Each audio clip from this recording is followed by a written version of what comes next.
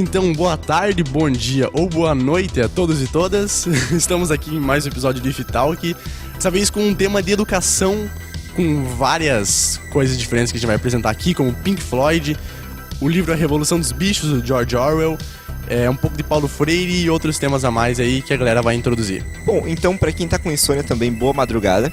Eu sou o Lucas Buligo Antunes e se eu tivesse estudado um pouco mais, eu conseguiria fazer uma introdução da hora. E aí galera, aqui é o André Celarino. Eu gostaria de convidar todos a fazer o seguinte exercício. Vamos imaginar um futuro distópico, onde o presidente não dá moral para a educação, nem para a ciência, e ele fala que os dados do satélite têm viés ideológico. Olá, bem-vindos e bem-vindas. Para você que teve uma má madrugada, vamos tentar relaxar um pouco mais. Eles insistem que é contingenciamento, mas ouça esse barulho. É corte. Bem-vindo, galera, tamo junto. Eu sou o João, estamos aqui para mais uma edição IFTalk. Nem falei meu nome, né? Eu acho que eu sou o Jesus ou o Miguel Arsen e o João hoje tá com uma pira com SMR que eu não consigo entender. São relaxamentos propostos para ter um podcast mais tranquilo e relax. É terapia isso daí? Isso. As reflexões filosóficas que estão incluídas nela, cabe a cada um e vamos tentar trabalhá-los no decorrer das falas.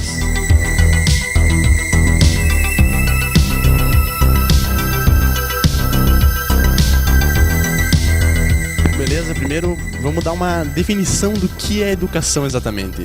No seu sentido mais amplo, uma das definições diz que educação significa um meio em que os hábitos, costumes e valores de uma comunidade são transferidos de uma geração para a geração seguinte. Eu acho que a gente pode começar falando um pouco sobre linguagem, né? Porque os seres humanos eles começaram a passar informação e conhecimento de uma geração para outra de forma mais eficaz quando foi descoberta a linguagem escrita. Porque imagine que a galera que não conhecia linguagem escrita, os caçadores-coletores que viviam na Sibéria, na África e em vários outros lugares do mundo, eles tinham que ter esse objetivo de ficar passando linguagem oral e que acabava perdendo conhecimento, acabava distorcendo esse conhecimento.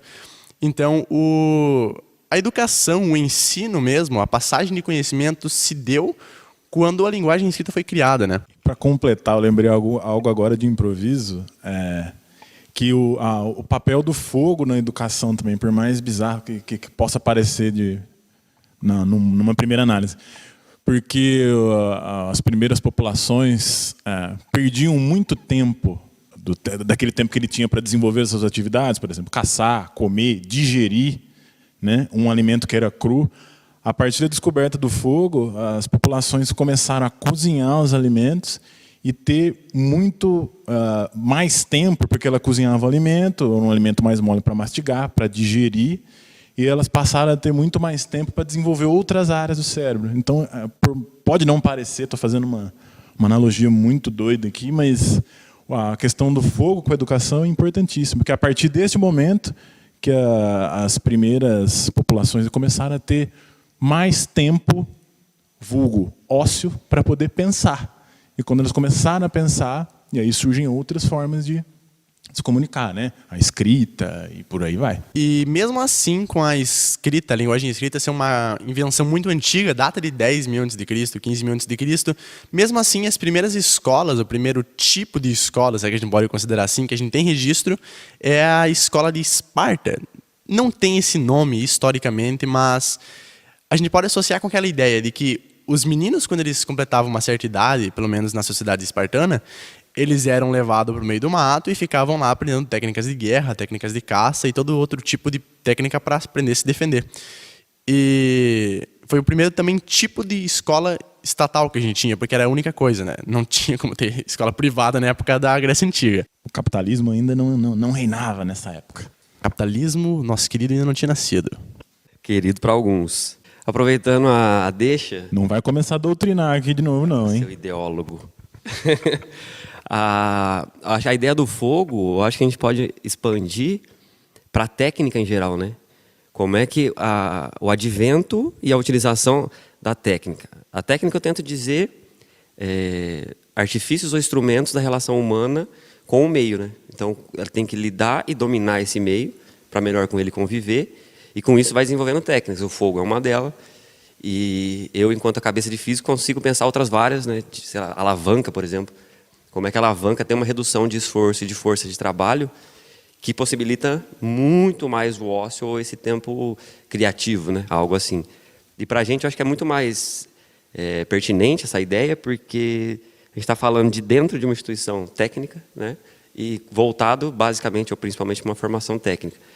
Não tinha pensado nisso, achei muito bacana essa ideia da técnica como possibilitadora e, inclusive, amplificadora dessas relações educacionais, né?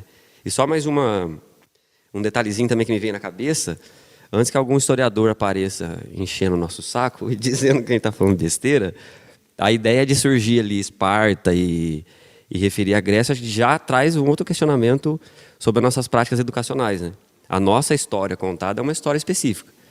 E a capacidade de produzir história que a gente tem, principalmente numa história mais remota, é muito, muito difícil, né? Muito complexa, de acesso. Então, acho que a gente não está afirmando, né, veementemente que a educação, ou a educação pública, ou pensada por um Estado ou por uma força maior, seja necessariamente grego, né? Mas é o de registros históricos que tem sobre isso, né? Provavelmente na China antiga tem milhões de experiências, na América, África, enfim. Tem muitas experiências, né? Que não necessariamente a gente está anulando elas, mas o que temos mais de história material mesmo, né? Não confirmada, mas mais próxima da gente, dada essa leitura ocidental da coisa. Pegando ali no meio que você falou da criação técnica, do conhecimento técnico, é uma coisa que é mais antiga ainda, é uma coisa que vem antes da descoberta do fogo, tipo a construção de casas, a construção de arcos e flechas, a ideia de arma e ferramenta que os primitivos tinham de lançar uma lança ou lançar um machado era um conhecimento técnico já.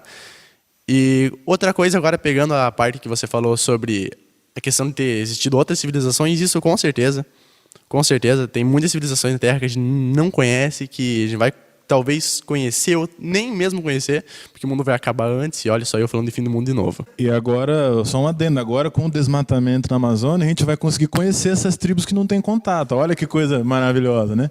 Então, aquelas tribos lá que antes ficavam numa situação que a gente não tinha contato, agora vai ficar tudo desmatado.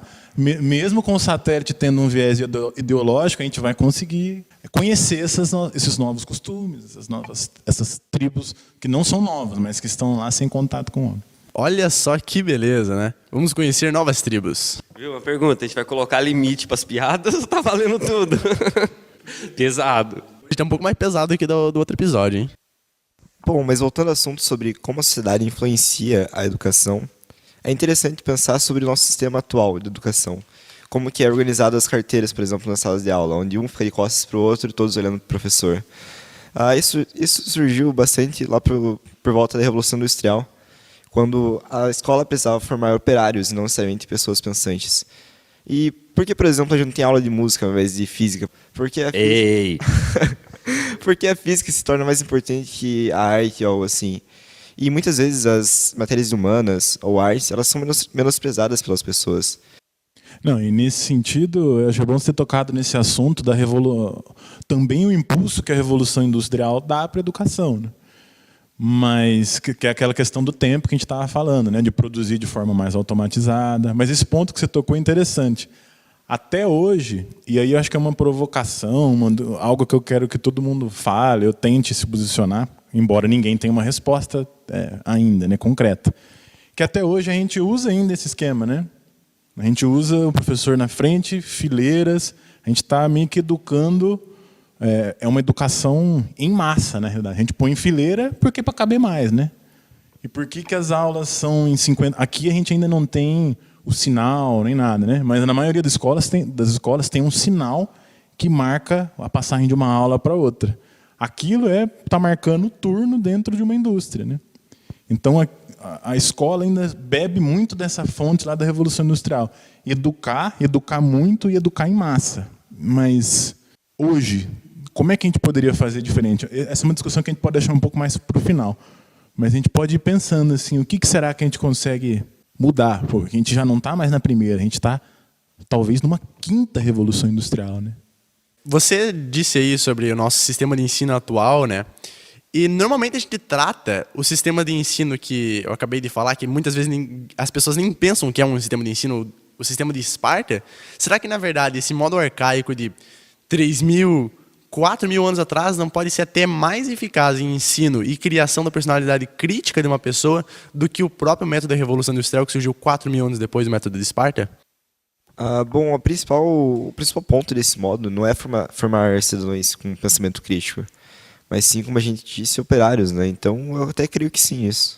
Tá, só para aproveitar esse gancho, então, para mim assim, é muito, muito simbólico a coisa da arquitetura, né? Essa coisa das carteiras e da cadeira em série, assim, como que isso é expressivo demais, assim. E aí, só para marcar, título de curiosidade de informação, que isso vem, né, baseado muito nos trabalhos do Lancaster, né, que é Joseph Lancaster, que é conhecido como método Lancaster ou método monitorial. E o objetivo, acho que nem estava tentando definir isso antes, mas por fim definimos, que é essa ideia da produção em massa mesmo, da educação em massa, de educar o máximo possível de pessoas no menor tempo possível, né? Então, isso de alguma maneira induz, e isso era uma das bases do Lancaster, que é a memorização, a repetição, para o trabalho prático, né? Para o chão de fábrica que a gente está tentando meio que puxar, assim. Então, acho que é interessante marcar isso, como é que a gente carrega até hoje. E, para mim, o simbólico mais forte que fica é: todos estão virados para um personagem, que é o docente. E todos que estão sentados, um olha para a nuca do outro. Eles não se olham. A não ser hoje em dia, porque normalmente os alunos são um bando de sem vergonha, né? Então, normalmente eles estão olhando para trás, para o lado. Brincadeira. Não, eu não sou assim. Não fique generalizando. Miguel é um exemplo. Brincadeiras à parte, mas como um aluno não é importante ao outro, né? Não há relevância. Eu olho para a nuca do olho, tanto faz. Eu não me interajo necessariamente com ele, mas é importante que eu esteja virado ao ponto de interesse. E se for pegar um pouquinho mais escolas um pouco mais antigas, todas elas sempre tinham o tablado, né? Tem aquele palquinho que o docente tem que ficar não só à frente, como numa posição de poder em relação aos demais, né? E é como que isso está até hoje permeando nossas escolas, né? Bom, isso nos leva a uma palavra muito bonita chamada docência. Ela é citada por Paulo Freire, e o que ela diz? Que o educador ele não só ensina, como ele também aprende dando aula. E acho que isso é muito perceptível para quem dá aula ou já teve essa experiência. Você aprende muito mais falando sobre o assunto e conversando com as pessoas do que só chegando lá em cima e falando algo. E essa é um pouco sem querer puxar a sardinha para o Instituto Federal, né? Mas já puxando, essa é um pouco a ideia do ensino técnico, de tentar integrado, né? E que também tem tudo a ver com Paulo Freire, né?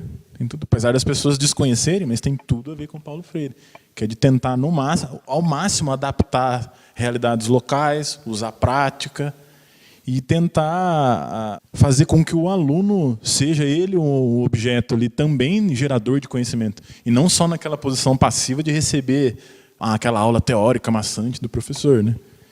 E só para completar a minha fala também, que eu lembrei dessa questão da Revolução Industrial, eu lembrei de como a gente hoje é especializado na pós-graduação, né?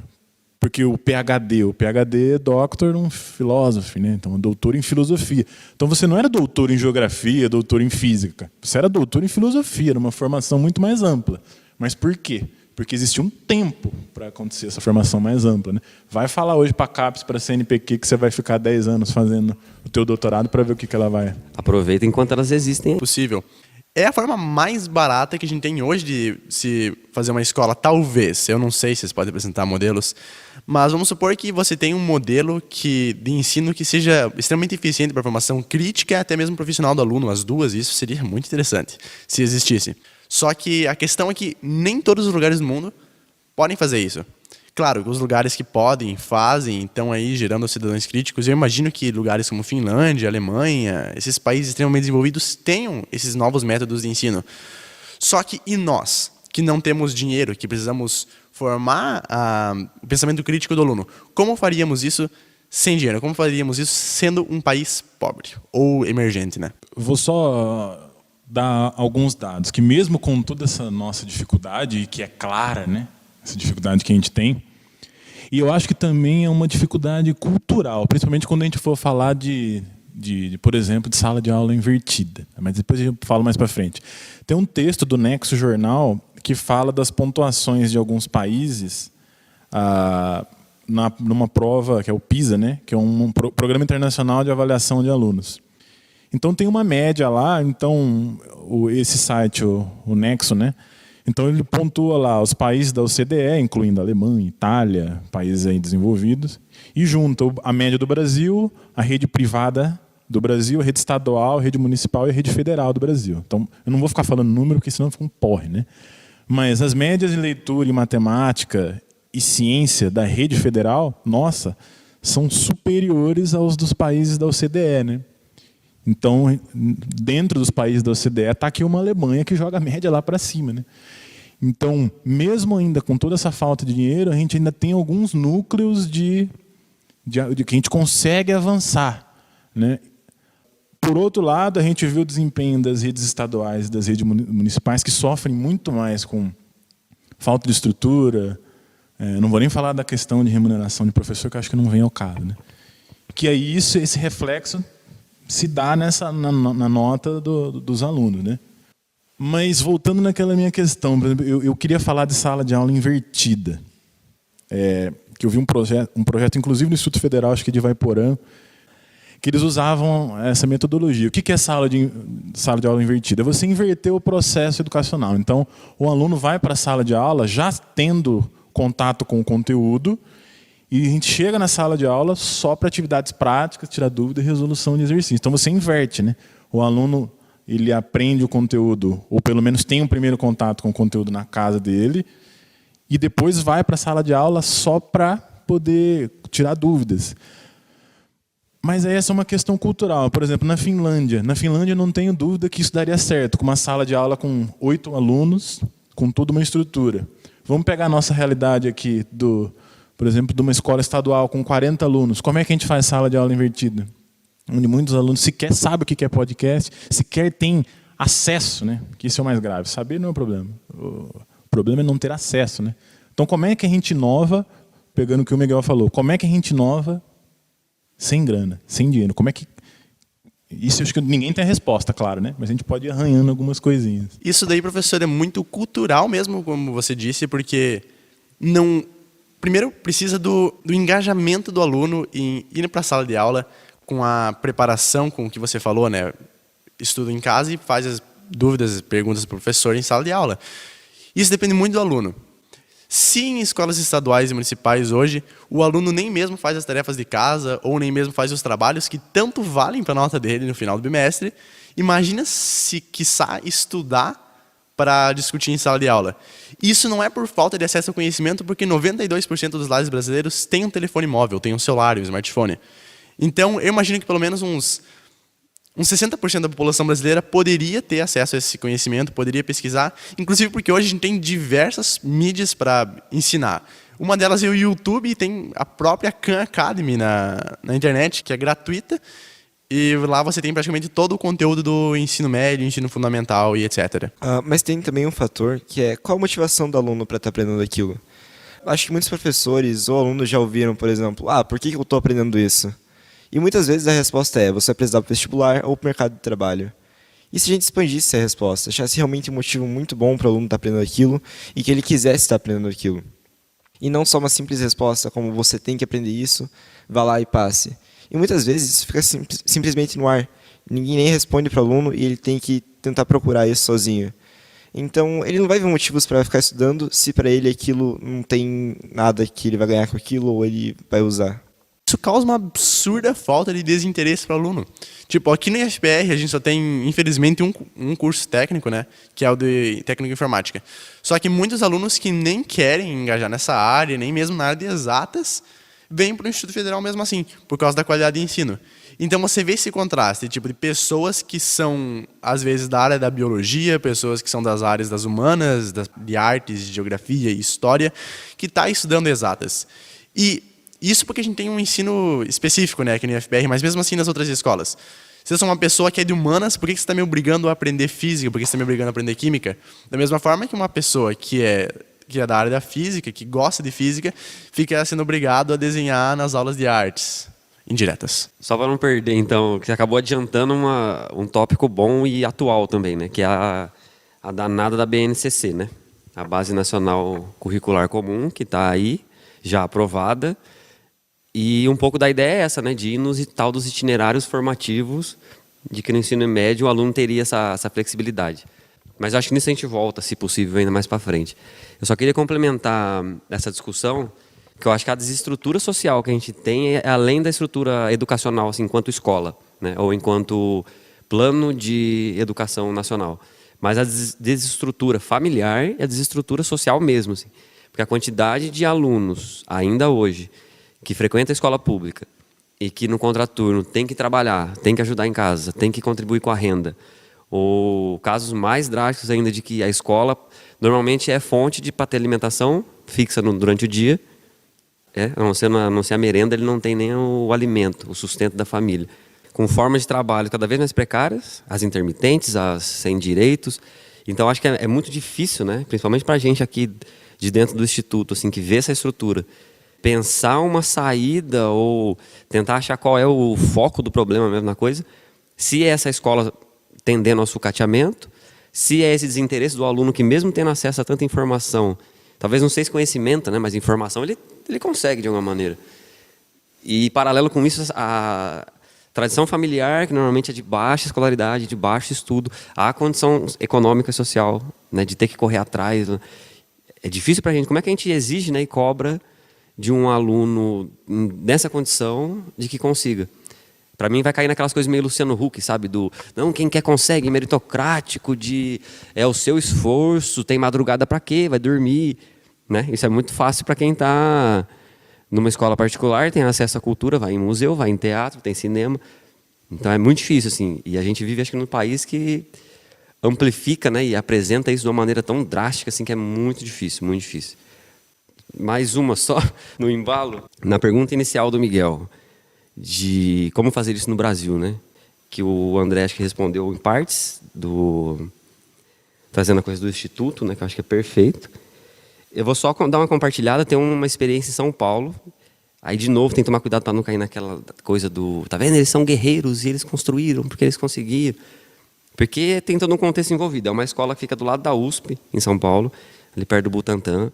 E eles se inspiraram no projeto da Escola da Ponte, que fica em Portugal, que eu acho que muita gente já deve ter ouvido falar, que é um projeto justamente assim, de afrontar essa escola tradicional, militarizada, de estrutura fechada, rígida, de memorização, de repetição. E eles tentam trazer um outro tipo de ambiente. Aí a primeira estratégia da escola foi: vamos derrubar todas as paredes. Hoje eles não têm mais sala de aula, então eles derrubaram, juntaram um galpão enorme. Aí tem focos de oficina. Os professores não têm mais turma, não existe mais turma, divisão por série. Então não tem primeiro ano, segundo ano, terceiro ano.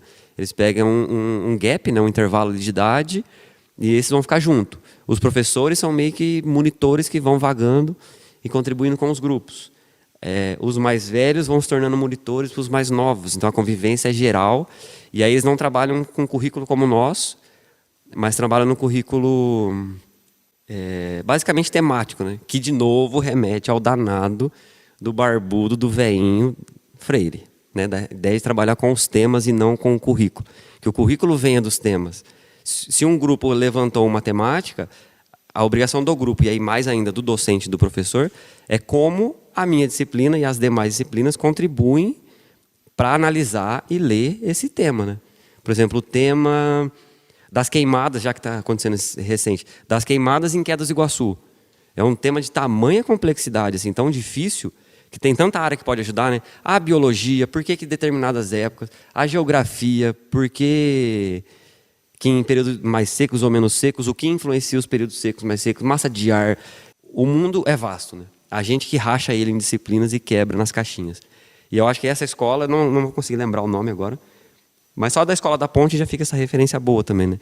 De como é possível, mesmo em situações como a nossa, de novo, ali eles têm uma situação específica, da ajuda da galera da USP, que tem estrutura, mas é uma experiência, né? Não seria possível pensar coisas nesse caminho. Então, mesmo no Brasil, temos, né, os guerreirinhos fazendo. Tem aquele exemplo também da filosofia Waldorf, que também é um outro exemplo, né, de tentar aprender de uma maneira mais holística, assim, mais integrada. Inclusive, tem até algumas tentativas que são até para a gente muito distantes, por exemplo, como dar aula cantando, fazer perguntas cantando. Parece muita loucura para pro nosso esquema, porque a gente já está dentro das caixinhas, né? Então, são várias as tentativas e não sei se a gente consegue chegar um dia a quebrar de vez com isso, né? Não sei. Mas pegando o que o professor falou, o professor João, sobre essa escola que se inspirou na escola da Ponte, lá de Portugal, mas será que você não pode acabar isolando esses alunos? É claro, é um sistema de ensino muito interessante, eu achei muito legal, tipo, forma o aluno de forma total, assim, em todos os aspectos. Só que você tem um vestibular no Brasil, pelo menos a maior parte de todos os vestibulares, que são feitos para alunos que estão se formando no ensino médio normal. Então, como é que você pega alunos que estão se formando no ensino médio diferente e coloca eles para fazer aquele vestibular? Eles vão estar despreparados. No caso, esse projeto, ele é uma modificação local. Você tem um grupo específico. Só que você precisa de uma sociedade inteira fazendo isso. Porque senão você acaba isolando alguns pontos, infelizmente. Achei perfeita, colocação ótima. E eu tenho certeza que é a discussão deles lá, né? Provavelmente a equipe pedagógica debate, discute essa dificuldade. Que é uma discussão, por exemplo, nossa aqui, né? Você pegar os objetivos do Instituto Federal, ele não tem como objetivo formar para vestibular ou para Enem. O nosso objetivo primordial é formar para o mercado de trabalho, porque a gente tem um curso técnico. A diferença ou o contexto é que profissional que a gente vai formar. Mas a gente não tem como finalidade nenhuma formar para o ensino superior, né? Para o vestibular. E a gente fica nessa discussão. Mas a gente vai abrir mão e penalizar os alunos com isso para formar técnica ou não. Mas aí eu acho que é possível achar maneiras. Eu não vou ter os dados agora, mas essa escola mesmo tem altíssimos índices de aprovação em vestibular. Porque a ideia é trazer o conteúdo, mas não enquanto currículo, enquanto tema que emerge o conteúdo. Porém, ressalto de novo, é uma escola que tem um público economicamente estável, num bairro bom de São Paulo, ao lado da maior universidade do país, então é muito diferente. Existe muito cursinho comunitário ali, então eles podem fazer o cursinho além da escola. Então, eu acho que é uma problemática, você marcou muito bem. Legal, formamos um humano, né, humanamente mais bonito, mais completo. Mas para a exigência do mundo real, como lidar? Eu acho que é realmente um problema a se pensar. E aí a gente tinha que pensar também nos instrumentos de avaliação, que me perdoem os pedagogos se eu estiver usando termos estranhos, né? Mas tem que pensar nos instrumentos de avaliação, né? Porque será que a gente vai continuar avaliando se um aluno pode entrar num determinado curso ou não a partir do vestibular? Quando eu fiz vestibular, por exemplo, FUVEST, para entrar na USP, eram 100 questões de múltipla escolha. 100 questões. Então, será que o fato, eu acertei 65, um outro concorrente meu acertou 60, será que isso selecionou bem? Será que eu acertando 5 a mais seria um melhor aluno na faculdade do que o cara que acertou 60? Então, a gente tem que pensar também no instrumento de avaliação, né? Será que o vestibular é a melhor forma de medir isso? Mas os vestibulares são provas bem engraçadas. Porque imagine o seguinte, tem um professor lá cuidando de todo mundo está fazendo a prova. Lá tem das mais variadas matérias, de todas as áreas do ensino. Porém, se o professor é de matemática, pergunta para ele algo de história, por exemplo, ele não vai saber. E você é obrigado a saber para entrar numa faculdade, por exemplo. Vamos supor que eu queira fazer ciência da computação. Eu vou ter que saber história, sociologia, filosofia, tudo. Porém, eu não vou precisar disso para o futuro, necessariamente. Claro, hoje em dia a criatividade vem sendo muito mais requisitada. Mas, poxa, você vai avaliar o cara com todas as matérias e, às vezes, isso é muito complicado de se tratar. Mas eu acho que tem contextos... Porque, por exemplo, o exemplo que tu deu da matemática. O professor da matemática, e aí volta na especialização que o André estava dizendo, né? Ele tem a formação específica e aprofundada naquilo, né? O que não exclui a problemática dele ter um conhecimento mais amplo que isso. O ensino médio, que é o nível de conhecimento que é exigido para o vestibular, é o ensino não é genérico, né? Geral. É o ensino geral, né? O propedêutico. Então, é mais ou menos que um olhar... Até a ideia da definição da passagem dos elementos culturais para as novas gerações. Então, é meio que um olhar, né? Como é que um adolescente, bunda mole que nem vocês, vão saber se... Eu, por exemplo, hoje eu não deveria fazer esses tipos de confissão ao vivo, mas eu me vejo, eu não sou um cara das exatas, cara. Por mais que eu goste muito e consiga lidar. Só que, por exemplo, eu tive uma formação, o sonho do meu pai era ser eletricista. Não, estranhamente, eu virei eletricista. Só que ele nunca foi, né? Ele sempre trabalhou de peão, chão de fábrica. Eu virei eletricista, aí eu fui crescendo, caí na besteira de conhecer Bakunin, anarquia, esse tipo de coisa. Não vou continuar em chão de empresa. O que eu vou fazer? Porra, eu gosto da física, porque das exatas, fui para física. E eu me vejo hoje, por exemplo, nunca eu teria escolhido física. Não, nunca também não, nunca é forte. Mas eu teria escolhido humanas, porque eu me vejo muito mais a humanas do que das exatas. Só que durante 20 anos da minha vida ou mais, eu me vi muito mais como das exatas do que das humanas.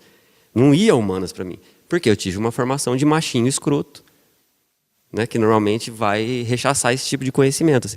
Então, eu concordo contigo, claro, há limites da exigência de que você saiba tudo. Eu não estou aqui, por exemplo, professor de física formando físico. Não tem que exigir que você saiba aquele nível.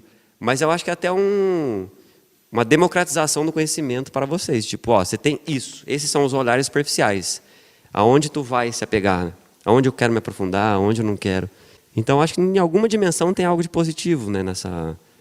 Porque é o que eu vejo como um pouco de problema na BNCC. De um aluno de 14 anos escolher que eu tenho uma formação para a exatas, é meu dom, eu tenho isso em mim e eu vou formar só naquilo.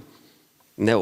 O prejuízo de formação para ele, por exemplo, para entender física, vou pegar porque é a minha área, mas geografia que seja, né? Entender a evolução da geografia ou de qualquer disciplina, sem a história, sem a sociologia, sem a filosofia, é impossível, né? E aí se torna uma área burra, que só conhece ela mesma, que é o problema do exemplo que você deu da professora de matemática, que não vai além daquilo, né? Então, acho que é importante expandir com esse limite de eu não estou formando profissionais na minha área, né? Bom, mas nos dias atuais, cada vez mais é cobrado em várias profissões você saber de outras áreas do conhecimento. Por exemplo, em programação, vamos supor que eu vou fazer um site para músicos, por exemplo. Eu vou precisar entender de música.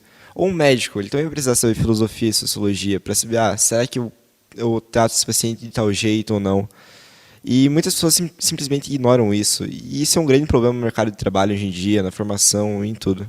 O que o Burigon falou aí sobre os programadores normalmente precisarem saber de várias áreas da ciência. É uma coisa que vi numa palestra, inclusive, que foi esse ano, lá no Tecnovação, que era algo como... Eu não lembro exatamente o nome da palestra, mas algo como a grande colisão, algo do tipo.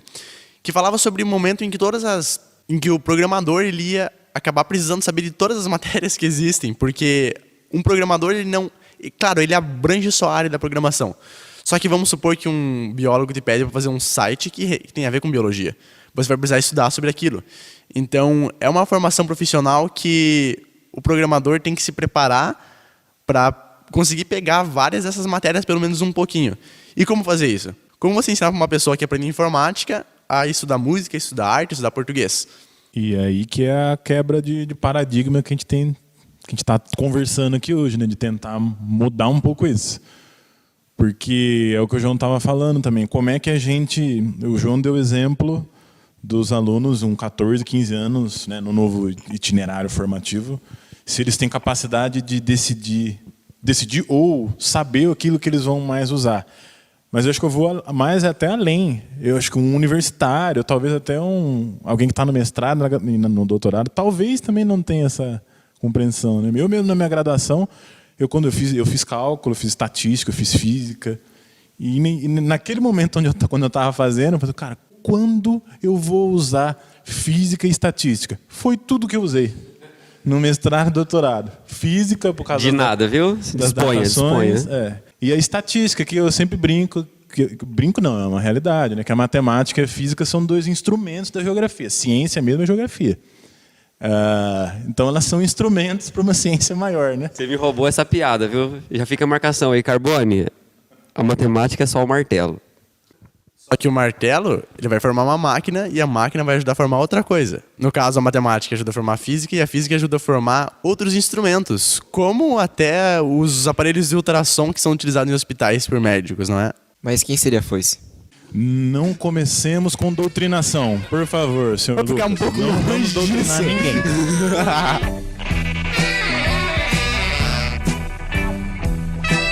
Então, só dando uma progredida, acho que a gente poderia falar um pouco, um retrato do que a gente tem vivido um pouco, né? O que tem acontecido mais recente, como é que estão os movimentos a nível de ministério, principalmente para a gente, né, a nível federal. E eu acho que algumas coisas que destacam, assim, eu acho que não vale a pena aqui, seria para outrora, mas a BNCC, acho que é uma problemática que tem que ser refletida, e tem sido pouco refletida, dado o tanto que impacta. Além do que já foi dito, é só imaginar, né, a dificuldade que tem as escolas hoje em dia, até de composição de corpo docente. Aí imagina numa escola que todo mundo resolve que gosta de educação física, quero seguir esse itinerário formativo. Como tu vai arrumar um corpo docente desse? E o que fazer com os restantes dos corpos docentes, tipo os físicos da vida, que ninguém vai querer essa área de formação? Enfim, a BNCC tem graves problemas, ao contrário do que está em prerrogativas legislativas, desde Constituição, LDB.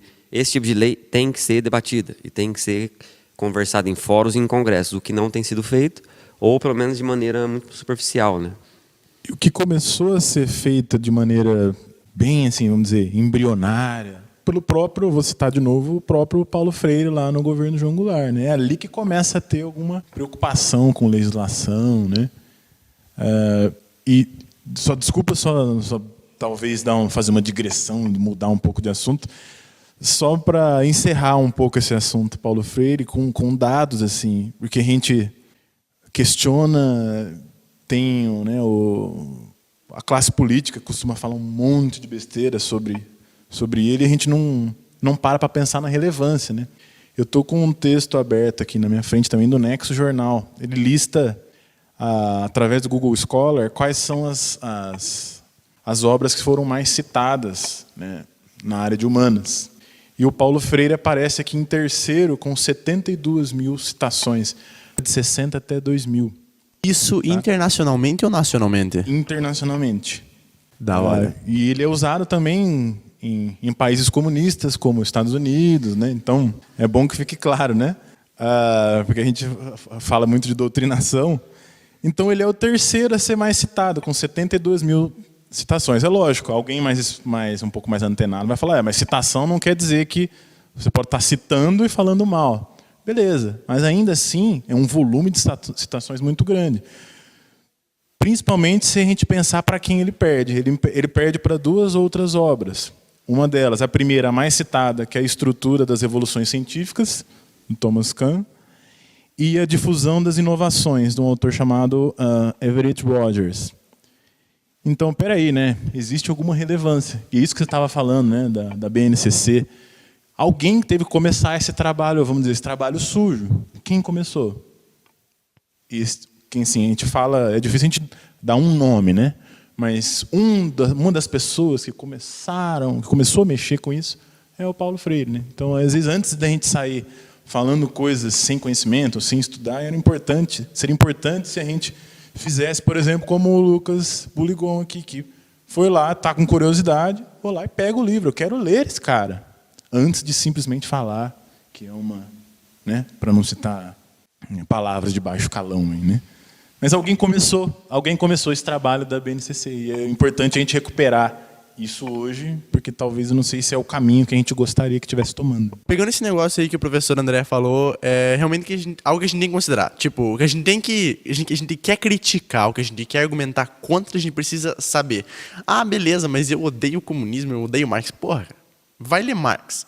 Se você quer falar mal, você precisa ler tanto de um lado quanto do outro. Se você quiser criticar o governo atual, você precisa saber sobre o governo atual. Se você quiser criticar o comunismo, você tem que saber sobre o comunismo. Quer criticar o capitalismo, tem que saber sobre o capitalismo e também sobre o Paulo Freire. Tanto político falando mal aí, às vezes, muitas das vezes, nem mesmo lê um livro do Paulo Freire. Qualquer livro, podemos deixar assim. Tá farto, né? Escolha. Dizia Nietzsche que as convicções são cárceres, né? Não se feche num... Eu acho que a gente está vivendo cada vez mais um treco fechando, né, em casinhas, e um ódio alheio que é insuportável. Para mim é bizarro, pelo menos, um ministro da Educação que vive em Twitter e tipo ironizar o maior educador brasileiro. Não o maior educador, porque fica uma coisa bem comparativa e de hierarquias, mas a importância que esse cara teve, o que foi Angicos. Quem nunca ouve, nunca soube, procure, tem documentário, tem filme sobre isso. Que foram a alfabetização de adultos e idosos na cidade de Angicos, no Rio Grande do Norte, que foi um dos projetos mais notórios assim, do Freire, que acho que é Angicos em 40 dias, né? Que a ideia era que eles lessem e escrevessem minimamente em 40 dias. E só para compartilhar, assim, eu acho que essa ideia do leia e veja o outro, eu acho que não tem nada que vai te fazer mal, né? Não tem nenhuma desvantagem Você não vai sair comendo criancinhas depois de ler Marx. E para mim, assim, experiência própria. Acho que a experiência mais gratificante, não gratificante, mas que mais contribuiu foi quando eu me propus, na garra, porque foi difícil, a ler a Bíblia. E quando eu digo isso, todo mundo fala, você não leu a Bíblia nem fudendo. E eu li a Bíblia inteira, toda. O cara é bom. E lendo, e blá, blá. O cara é bom. E eu sou cristão, não sou, com todo respeito a todos que são e todas.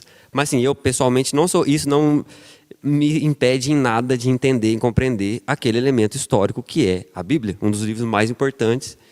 Eu li também, mas eu adorei mais o Apocalipse. O resto eu passei um pouco mais rápido. O de agora, as vivências estão presentes, né, no Apocalipse. Bom, mas essa questão a respeito do preconceito com as coisas, um que eu tinha muito era o rap. E bom, acho que agora quem me conhece sabe que eu sou muito fã de rap e dessa cultura. É interessante pensar como aplicar ele na educação. E tem um aluno do 4º ano, aqui do campus que é do Iguaçu, que o PFC dele é sobre rap e educação, tanto que esse é o nome do projeto dele, onde ele trabalha assuntos das escolas com rap, com letras, e assim provocando a busca pelo conhecimento de pessoas que gostam de rap. Imagine que você nasceu em um lugar onde rap é a música mais escutada, e do nada um cara surge com um site onde tem o que você está estudando, só que com rap. Eu, com certeza, eu procuraria esse site e estudaria mais com esses auxílios. E isso não necessariamente pode vir só do rap ou só da música. Coisas como cinema, gibis, livros, fotografias e várias outras coisas contam histórias e ensinam tanto quanto, às vezes, um professor, por exemplo. Claro, são coisas diferentes. Porém, eles podem dar uma base teórica, tanto um quanto o outro. Isso daí é interessante porque você responde minha pergunta um pouco anterior, de que é como você ensinar de uma forma diferente. E aí está uma das respostas possíveis também. Você ensinar com cultura pop, com coisas que as pessoas gostam, que hoje já está existindo, como são os próprios podcasts. Tem gente que adora escutar podcast, escuta e aprende um monte de coisa. Inclusive eu já aprendi, todo mundo aqui já aprendeu, imagina, escutando podcast. E é um dos métodos de ensino diferenciado que a gente pode ter, né? Mas eu acho que tem 2 lados da moeda. É preciso pensar essas frentes. Paralelo a isso, e em segundo plano, parece que está... E aí cai de novo na coisa do período que vivemos, da força do capitalismo se apoderar de qualquer fonte de lucro, né? Como está surgindo, não quero usar essa palavra, mas vou usá-la, balelas pedagógicas em torno de coisas cultes e legais, né? A educação híbrida, o design thinking, se tiver termo em inglês, então, principalmente, porque aí fica mais chique. E aí a gente está vendo a educação pública sendo permeada por instituições de cunho privado, trazendo um monte de promessa, um pacote de promessa em torno de coisas aparentemente fictícias ou que não sei até que ponto tem um embasamento pedagógico, teórico, ou que realmente contribui. E aí, para mim, o que é o mais problemático, assim, primeiro, essa coisa do oba-oba, né, como se fosse tudo que é descolado é legal.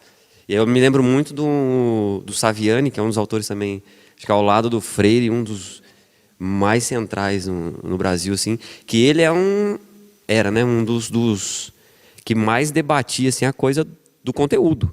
Que hoje em dia está muito fugindo dessa coisa, a escola não pode ficar presa no conteúdo. Só que ele vem numa reflexão contrária.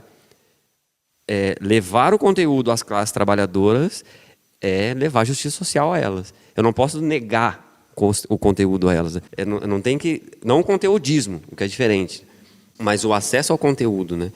E eu acho que o Saviani ajuda muito para compreender isso.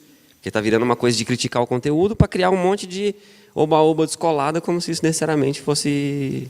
Para criar saberes notórios, né? Porque daí pessoas que, em teoria, não têm a formação teriam que ministrar aula sobre algo que não seria do domínio delas.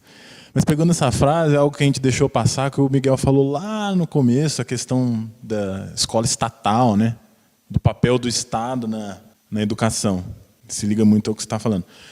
Obviamente, não sei se é a posição de alguns de vocês, eu acho que não, mas obviamente ele não quer estatizar toda e qualquer escola ou instituição de ensino do Brasil. Porém, o papel do Estado é tentar equilibrar o jogo, né? Tentar equilibrar o jogo na sociedade. Então, por que a gente ainda faz greve, faz manifestação, quando a gente quer defender as escolas estaduais, as instituições de ensino estaduais? Porque a gente acredita que o Estado tem esse papel de garantir a educação àquele que, em teoria, não consegue pagar por ela, né? Ninguém quer chegar em ninguém quer estatizar uma escola, uma instituição privada de ensino superior. A gente só quer que tenha uma garantia de que o Estado vai prover para aqueles que não têm condições, né? Como é o caso do Instituto Federal, né? Mais ou menos puxando a sardinha. Eu jamais ia imaginar, não sei se o João já tinha essa experiência, na minha escola eu ia ter bolsa de auxílio, bolsa de iniciação científica. Uma iniciação científica, beleza, que envolve até uma outra produção, né, mas tem bolsa de auxílio, bolsa de permanência, né? São coisas que eu jamais ia imaginar na minha época. Minha época, eu estou falando 15 anos atrás, né? Então, quando a gente fala do papel do Estado, não quer que a gente quer começar pela escola e depois tomar os meios de produção, e aí a ditadura do proletariado. Não é isso, né?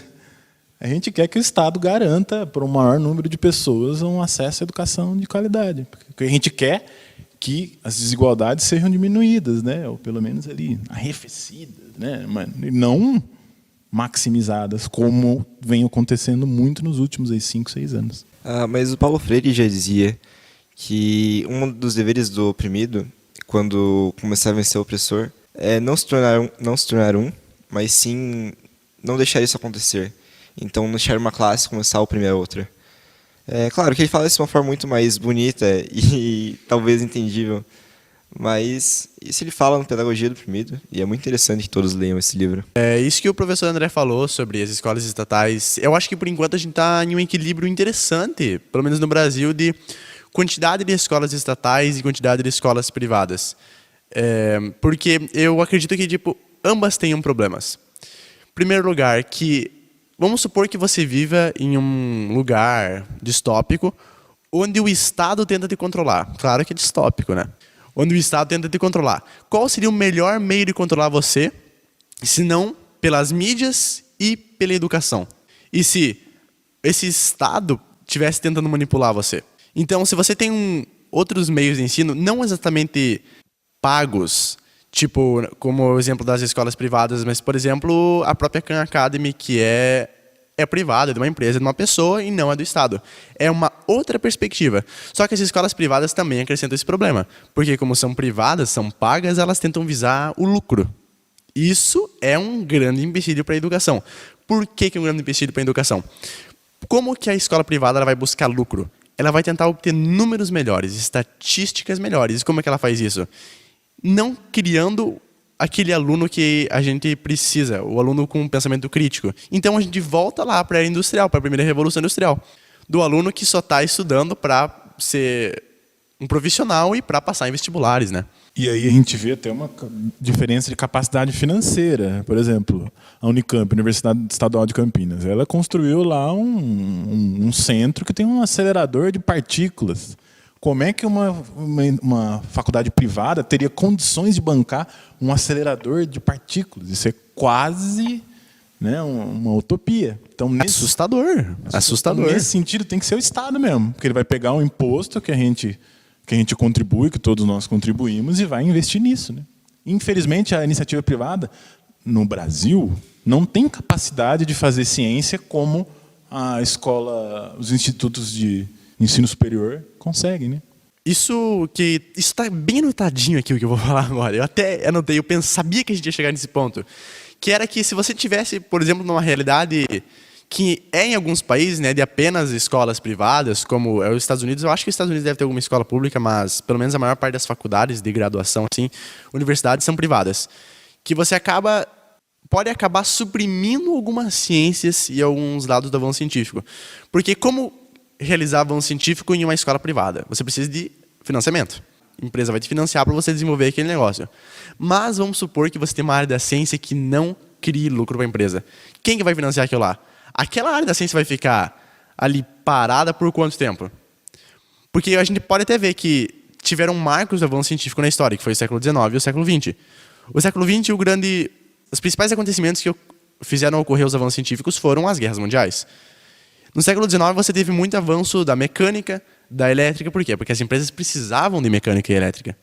Só que nas guerras mundiais você precisava de bombas atômicas, você precisava de armas. Isso cria outras vertentes para explorar outras áreas da ciência. Então, se você ficar hoje dependendo só de financiamento de empresas, você pode acabar parando algumas áreas de serem desenvolvidas, né? Só para aproveitar e deixar como sugestão, tem um livro de um... Ai, meu Deus. É Boris Hessen o nome dele. Esse livro é de 39, se eu não me engano. E o título é... Agora haja a memória. Alguma coisa como as dimensões econômicas dos princípios de Newton. Esse 1930 e pouco. Que é considerado um dos primeiros trabalhos de sociologia da ciência. Que ele tenta mostrar como toda a ciência desenvolvida pós-século XV, XVI... Então, Newton, século XVII. Basicamente, o que tinha naquele período? Grandes navegações, mineração. Né? Então, tem que melhorar a hidráulica, conseguir percorrer distâncias maiores, tem que conseguir carregar cargas muito grandes. Então, o que é que desenvolve? Mecânica, e parte da mecânica, a hidráulica, né? Com navegação e tudo mais. Século XVIII, e já passando um pouco mais, o que basicamente vai desenvolver? Termodinâmica. O que teve no século XVIII? Segunda Revolução Industrial. Depois, o que mais vai desenvolver? Final do século XIX, começo do XX. Eletricidade. Qual é a área da física que mais desenvolve? Maxwell, Hertz, o eletromagnetismo. E como depois, também física moderna e contemporânea. Lógico que isso não está no livro do Boris, porque ele foi contemporâneo aos primeiros surgimentos da mecânica quântica, da relatividade. Mas como que cada século, dado as suas necessidades econômicas e de produção, desenvolveu conhecimentos específicos. Que acho que o Miguel estava dizendo, né? O que a escola então vai passar a selecionar conhecimentos, e aí para mim é o furo maior e o mais problemático. Em torno ou gravitando em a ideia do lucro, né? O que me gera lucro ou não. Não em questão de desenvolvimento mundial, nacional, pessoal, não. Tá, pessoal pode ser, né? Desenvolvimento econômico pessoal. E aí, para mim, eu acho que esse é um problema. Eu concordo contigo nessa do... Há de ter diversidade de formas de escola. Mas, para mim, ainda é, talvez, como velho conservador. Existem bens que são, tipo, inalienáveis. Assim, educação é um deles. Não se deve ter educação como foco de lucro. Ninguém tem que ganhar dinheiro em cima da educação. Assim como saúde, por exemplo. Saúde, farmácia, todas as áreas em geral. É quase uma questão de ética interna, né? É impossível que se tenha a saúde de outras pessoas como sua fonte de produção de lucro. Né? A gente vê a privatização agora dos hospitais universitários, ou os casos esdrúxulos de acesso à saúde privada, de negar atendimento de pessoas que morrem por negar atendimento, por não ter um acesso econômico e financeiro. Para mim é a expressão do momento bizarro que a gente vive, não o momento de agora, do mundo que a gente vive mesmo. Eu acho, há de ter diversidade, mas eu acho que não sei. As filantrópicas, não sei. A PUC, por exemplo, né, que se diz filantrópica, mas gera um lucro significativo também. Né? Então, eu não sei o que vocês acham sobre isso, tal, mas atrelar a educação à possibilidade de lucro, para mim, é um problema assim, insuperável. Não sei. E às vezes atrelar essa necessidade de lucro é um lucro que seja rápido, né? Porque quanto tempo demora até uma descoberta da física, uma descoberta da matemática? Quanto tempo demora para essa descoberta poder ser monetarizada, né? E eu acho que cria um paradoxo mesmo, com relação ao que você falou, né, dos hospitais. A gente cria, por exemplo, um sistema onde a gente aposta que a sociedade, hoje em dia, ela está apostando na tua doença, né? A indústria farmacêutica, de certa forma, aposta que você vai ficar doente. Porque se você ficar são, o que acontece com essa indústria? Né? Então, é uma situação estranha, né? Para já começar a finalizar de minha parte aqui, eu pensei numa dica cultural que eu acho que talvez vocês já tenham visto, né? Ou o ouvinte, se ainda não viu, acho que seria interessante. Que é um filme que chama A Onda, que está no Netflix, que é bem interessante, que parece que o professor João também iria usar, né? Que é bem importante, inclusive, para a gente definir o que é doutrinar e outros termos, né? Só para dar uma sinopse do filme, é uma escola alemã onde um professor resolve fazer um experimento com os alunos. Então ele cria... Aquilo ali por onde começa o fascismo. Então ele cria um sentimento de grupo, um sentimento de pertencimento, então ele faz com que todos os alunos passem a se vestir iguais. Só que a coisa sai do controle, como acontece também no fascismo. E aquilo tudo é dentro do ambiente escolar. E lá no fim vai ter um plot twist, lá numa virada, que eu acho que é interessante e é surpreendente, eu acho, no filme. Então acho que casa muito. Porque a gente poderia dar, sei lá, alguma dica do ponto de mutação lá do Capra, mas aí seria muito cabeção, né? Esse filme acho que consegue abordar a educação de uma maneira, né, mais ou menos nessa linha que a gente discutiu aqui hoje no podcast. Então, espero que vocês tenham gostado e a gente se vê e espera os comentários. Então, também indo para finalização, vou dar algumas dicas sobre, primeiro, 2 livros que são simplesmente espetaculares. Um deles estou começando a ler e o outro eu já terminei de ler, que são os 2 livros do nosso camarada George Orwell. O primeiro deles é A Revolução dos Bichos, que tem uma pegada ali de educação, da desigualdade social e da relação dos bichos com a desigualdade social quando eles são colocados na educação. E também tem o 1984, que é um livro do George Orwell também, que é mostrado uma sociedade que está completamente sob controle e está 100% doutrinada pelo governo. Então, é isso, gente. Acho que minha fala termina aqui. Talvez eu fale depois, não sei, vamos ver. Então, até mais. Tá, então aproveitando a onda, que já me foi roubada, que agora eu não posso mais sugerir, entendedores entenderão. Deixe como sugestão primeiro, eu acho, aproveitando o gancho do Buligon, leiam Freire. Todos possíveis. Como sugestão preferencial e pessoal. A trilogia inicial da coisa, né? Então, a Pedagogia do Oprimido, que o Buligon já está se deliciando com isso. A Pedagogia da Autonomia e a Pedagogia da Esperança, que foram os 3 primeiros, publicados por ele ainda em vida. Tem alguns posteriores que a ex-esposa dele, a Ana Freire, publicou. Um que eu acho que vale, quem tiver interesse em procurar, que é a Pedagogia da Indignação, que são cartas que ela publicou dele depois, né? Obviamente não são psicografadas, então são cartas anteriores à morte dele, mas publicado posterior. Paulo Freire, não Chico Xavier. E a Pedagogia da Tolerância, que eu acho que tem como diria ele próprio, há uma boniteza destacável nesse texto e vale contemplá-la. Então acho que o Freire vale demais. E para mim, eu acho que a mais significativa e mais pesada a obra dele, que é Comunicação ou Extensão. Quem nunca viu, procure-o. Inclusive, tudo isso que a gente debateu sobre a relação professor-aluno, se eu levo o meu conhecimento ao aluno ou eu mobilizo junto com ele conhecimentos, enfim, fica a dica. Cinéfilos, acho que um que é muito sutil e é muito bacana é O Substituto, que é um filme também bastante conhecido, com aquele narigudo que eu não sei o nome, porque eu não sei os nomes de ator que nem o André, mas é muito bom, há uma sutileza, e eu acho que vale a vista. Eu me deparei com um recente, então vai ficar com uma sugestão mais ou menos, porque eu não sei, porque eu não terminei de vê-lo, que chama Nascidos em Bordéis, que, na verdade, ele trata uma dimensão da educação, mas é uma relação, se passa na Índia, e é uma relação em torno da fotografia.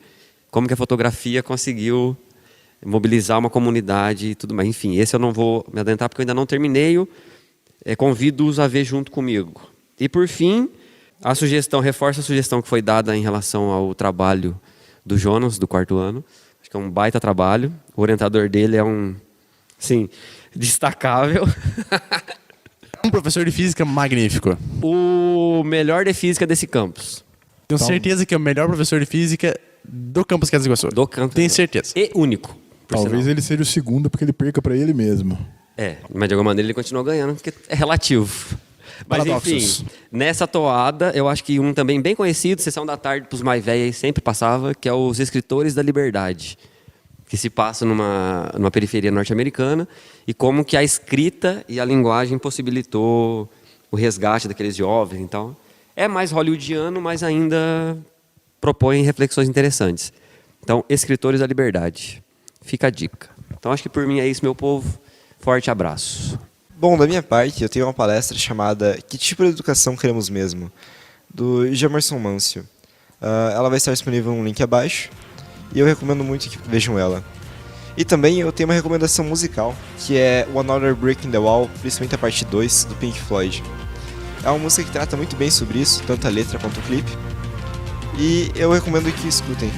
Então, da minha parte é isso. Obrigado a todos que ouviram e até mais. We don't need no education.